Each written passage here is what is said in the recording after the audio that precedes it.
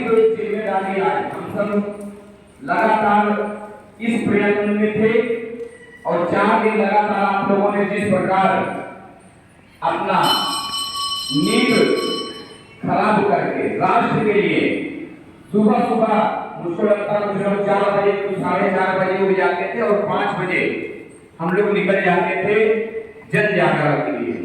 ये बहुत बड़ी जो एक राष्ट्र रूपी यज्ञ चल रहा है उसमें हम लोगों ने अपनी आहुतियां डाली हैं, लेकिन ये आहुति अधूरी है। जब हम लोग अपने अपने प्रयास से 10 मत 20 मत 20 लोगों से बात करके उनको मतदान केंद्र पर ले जाएंगे तभी हमारा ये मेहनत सार्थक होगा। तो मैं माताओं बहनों से भी सभी भाइयों से आग्रह करता हूं, आप सब जितना भी मोबाइल नंबर आपकी मोबाइल में है, जितना भी व्हाट्सएप नंबर आपकी मोबाइल में है, सब लोग इतना जरूर लिखिए कि मैं आपसे आग्रह करता हूं कि आने वाली 25 मई को पहले मतदान फिर जलपान। अगर आपने ऐसा किया तो राष्ट्र रूपी इस महायज्ञ में आपने आहुतियां अपनी डाली हैं। इतना सभी को लिखना पड़ेगा। मेरा नंबर जिसके जिसके पास है अगर आपने लिखकर भेजा तो मैं मानूंगा कि हाँ कम से कम 10 लोगों को आपने भेजा है, ये प्रमाण होगा। नहीं तो नहीं मानूंगा कि आपने ये किया।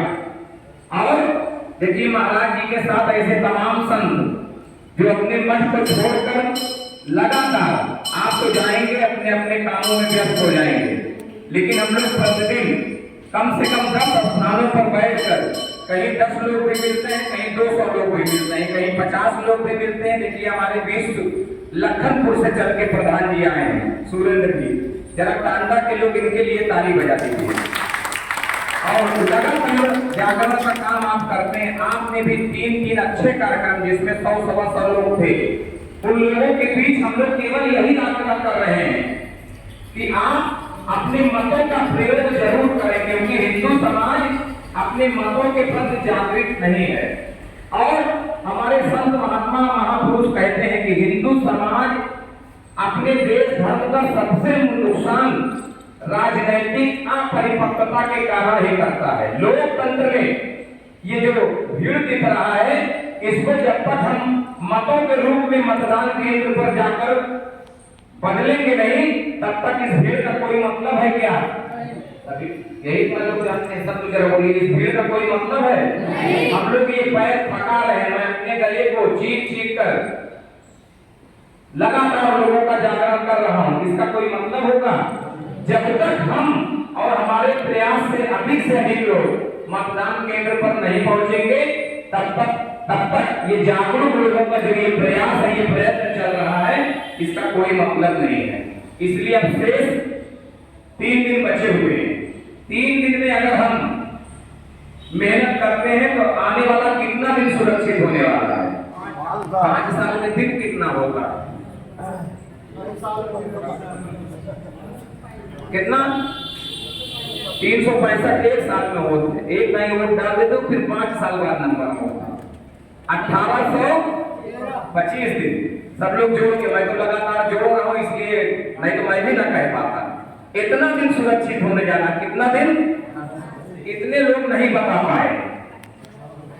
जैसे मैं जगह जगह जाता हूं कि पूर्व की सरकारों ने कभी 10,000 रुपया कराओ, कभी 20,000 रुपया कराओ। 2G स्पेक्ट्रम का घोटाला कांग्रेस की सरकार में हुआ था, 20,000 करोड़ रुपए का घोटाला। कितना? कितना रुपया का टांडा में लाके झारखंडी मंदिर के इस हाल गलत हो तो टांडा के लोग इतने लोग अगर गिने तो कई महीनों लग जाएगा। कितना दिन? कई महीनों। इतने रुपए का घोटाला एक नेताओं की तिजोरी में रख करके रखा जाता था। आज जिसको हमने 2014 में स्थान दिया था, उसके शासनकाल में एक भी घोटाला सामने आया क्या? बम विस्फोट की घटनाएं सामने आई क्या? अगर किसी ने बम विस्फोट किया भी तो उसको 72 हुरों के पास हमारी सरकार भेज दिया।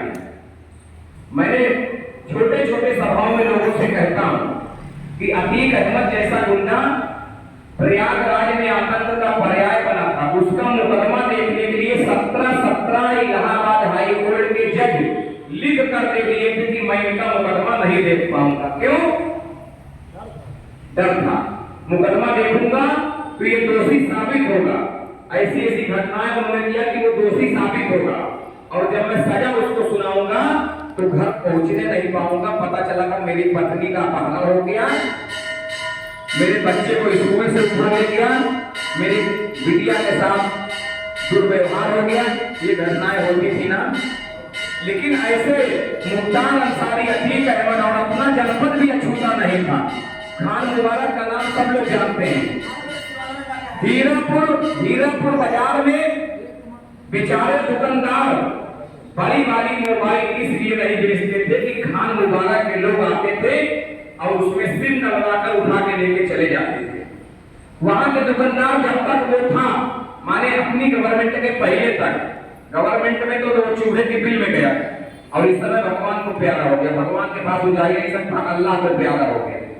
तो अपनी अपनी दुकानें लोग इसलिए बंद कर देते थे कि वो आता था गले से बिक्री लेकर चला जाता था। लेकिन आज हम लोगों के प्रयास से, देश की जनता जब एक साथ खड़ी हुई तो हम लोगों के प्रयास से आज हीरापुर के आसपास के हिंदू समाज सुरक्षित। आज जितनी भी जमीनें हिंदुओं का उन्होंने कब्जा करके कहीं बिल्डिंग बनवाया था, कहीं मार्केट बनवाया था, कहीं गाड़ी खड़ी करने का जगह बनवाया था, उन सब पर बुलडोजर चला है।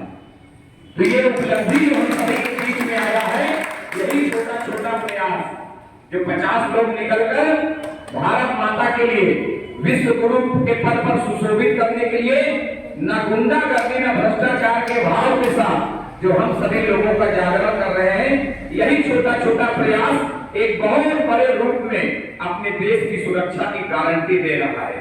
लोग कहते हैं ना कि मोदी है तो गारंटी है।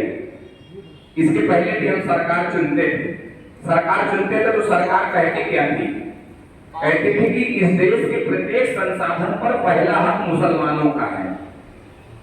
कोई लड़का बलात्कार बच्चियों के साथ कर देता था तो इस प्रदेश के मुखिया मुलायम सिंह यादव कहते थे लड़के हैं, लड़कों से गलती हो जाती है।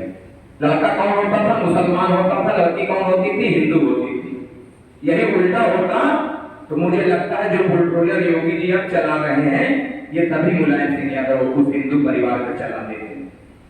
ये जो परिवर्तन का भाव आपको देश और प्रदेश में दिख रहा है, इसी तरीके से आप, मैं मानता हूं कि छोटी मोटी गलतियां हो सकता है, लोगों से हो गई, हमसे हो गई हो, आलोक से हो गया हो, संजू देवी से हो गई हो, हरिओम पांडे से हो गया हो, लेकिन उन सारी गलतियों पर इसका मतलब ये नहीं कि हम अकबर बाबर की औलादों के साथ खड़े हो जाएंगे। हम जयचंद नहीं बनेंगे, नहीं तो इतिहास हमें माफ नहीं करेगा।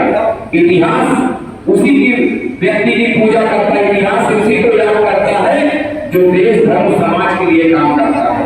आज हम सब निश्चित रूप से सज्जन शक्ति के रूप में नगर में भ्रमण करके लगातार लोगों को जागरूक करने का जो काम किया, अगर मैं मानता हूँ 5 ही लोग हमारे इस प्रयास से, जिन्होंने वोट न डालने का मन बनाया हो, अगर वो वोट डालने के लिए मतदान केंद्र पर पहुंच जाएंगे और कहीं 5 लोग से अपनी विचारधारा वाली सरकार के साथ खड़े होने जा रहे हैं, यहाँ पर प्रत्याशी जीत जाएगा तो ये मेहनत सफल हो जाएगा कि नहीं हो जाएगा? तो हम लोग एक एक वोट की कीमत समझें। मैं जगह जगह कहता हूँ, जैसे गांव का प्रधानी हो, एक तरफ मैं खड़ा हूँ, एक तरफ आप लोग खड़े हूँ, 1.5 वोट दोनों लोगों को मिला हो और अभी तक महाराज जी ने वोट नहीं रखा है। 150 वोट मुझे भी मिला, 150 इसको भी मिला। महाराज जी जिसके साथ खड़े हो जाएंगे वो विजय हो जाएगा ना। जो हारेगा उसका 150 वोट का कोई मतलब रह जाएगा। एक एक वोट की कीमत समझिए, एक वोट से हो सकता है जीत जाए भाई। तमाम प्रत्याशी अपने इस नगर में, रमेश गुप्ता एक बार 2 वोट से हार गए थे आपके बगल वाले वार्ड से, 2 वोट से। अब सोचिए जो 2 वोट हो सकता है, उनकी पत्नी उनकी बिटिया हो सकता है मतदान केंद्र में ना गई, तो ये जीवन भर धिक्कार अंदर से आएगा नहीं कि काश मैं वोट दे दिया होता तो एक समय का फूल इस नगर में वोट दे जाता। तो अपने एक एक वोट की कीमत समझिए। एक एक व्यक्ति परिवर्तन लाता है, एक एक मत का कीमत है। तो हम अपने मत का कीमत समझे। जितने लोग हैं ये सारे लोग पूरे परिवार के साथ मतदान करें ही करें। साथ में हमारे कहने से कौन मतदाता मतदान केंद्र पर जा सकता है, इसका प्रयास लगातार करना चाहिए। महाराज जी ये लोग लगातार 4 दिन मेहनत किए हैं, कुछ बालाजी सरकार का आशीर्वाद इन लोगों को मिले, इसका आप सभी आशीर्वाद स्वरूप अपने